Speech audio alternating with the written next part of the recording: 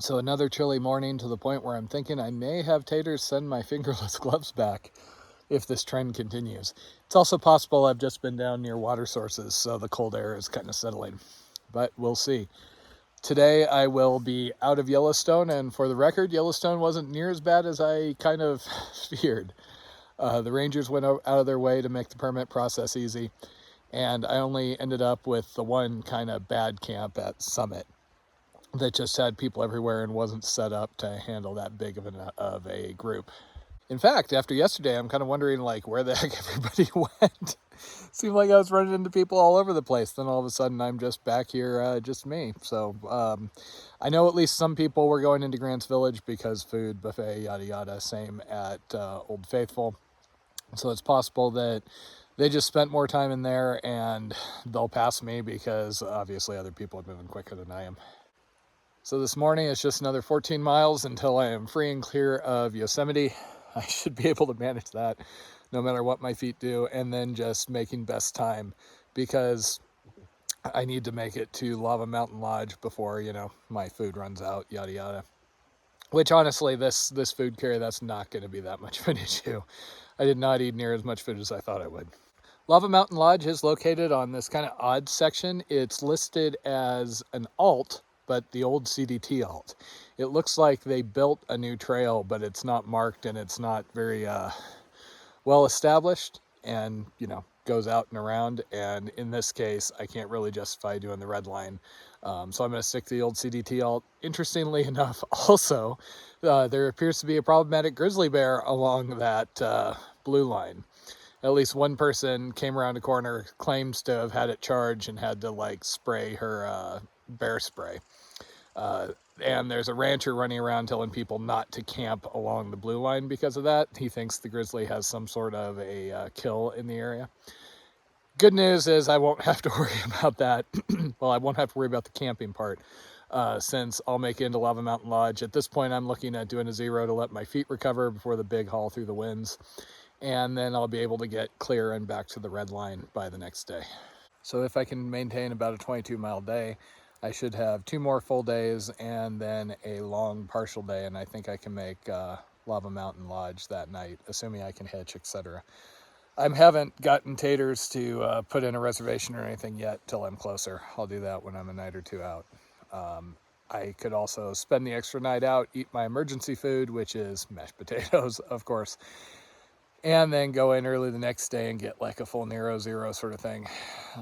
We'll just see once I'm closer. My feet have just been giving me hell. My left heel is incredibly tender. I basically had a blister here and a blister on the other side. And as you can see, this tape doesn't stick real well. For whatever reason, I used to get this Metolius tape and it used to stick really well. I can't tell if I'm just using it harder with my 20-some mile days or if it's not sticking as well, but I might need to try and do something else.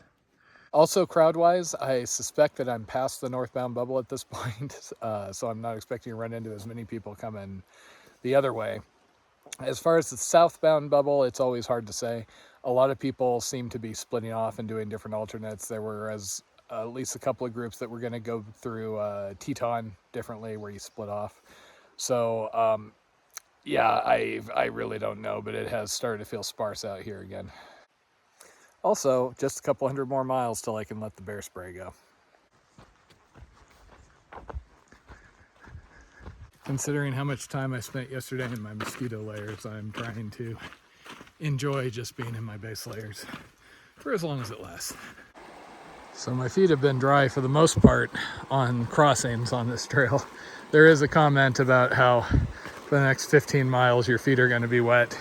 Don't even bother trying to avoid it. And yeah, pretty much.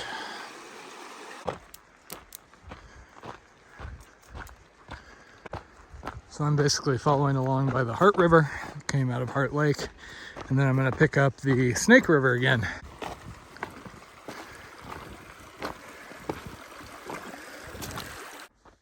So this is kind of typical. Things are signed out here, but not as the CDT. There has been some haze in the area the last couple of days. No smoke plumes though.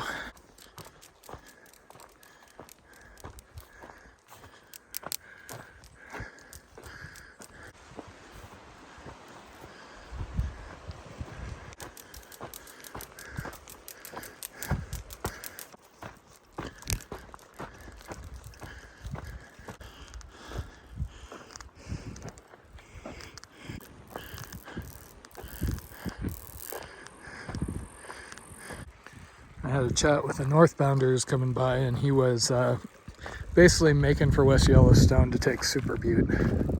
He made a comment about how he figured he could come back and do the Idaho section at some point, which kind of made me think, you know, okay, that gives him a continuous footpath, but I don't know that anybody would really come back to do just that section. You know, it's kind of a rough middle of nowhere sort of thing. I guess one advantage of my approach here is, in the event I'm not able to finish, you know, coming back to do New Mexico / part of Colorado, whatever it is, that would at least seem a little cleaner versus having a bunch of skips somewhere in the middle.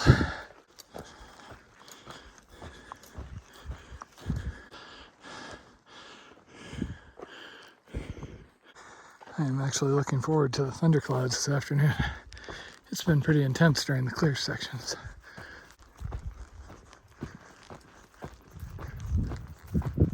Okay, almost out of here.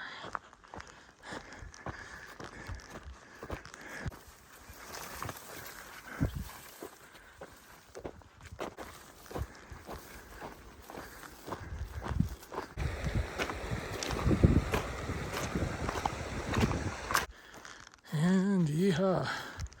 Welcome to the Teton Wilderness. And goodbye to Yellowstone. That was better than I expected. And that is a beautiful sight. Actual campsites everywhere.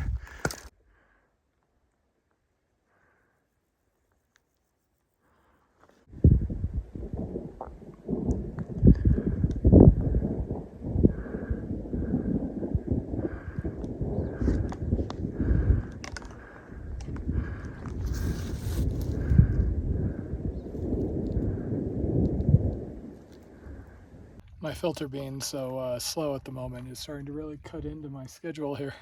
Can't wait to get a new one.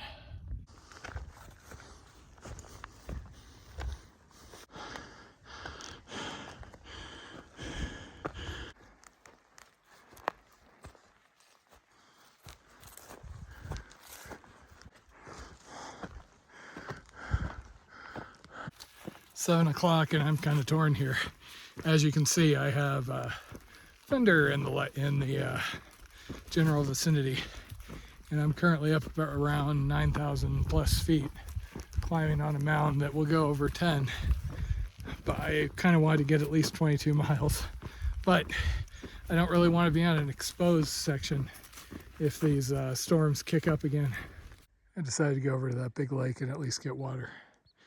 Not sure if I'm really going to camp over here though. I swear an otter just came out of that bush and huffed at me. I'm getting quite the show here. I'm trying to find some place to camp, but so far the trees have had a lot of widowmakers around. So I have this weakness where I tend to find like marginal spots right off the trail, and then I'm like, yeah, I should wait. I can find something better. I basically got up to the alpine area where it was going to get a little exposed, and the thunder and lightning has continued. So I'm quite a ways off trail, but I found something that'll work. Home sweet home for the night. And just in time, the thunder and lightning has been over there, at least for now, but the rain's getting closer, and I've got rained on a couple of times. Perfect timing for once.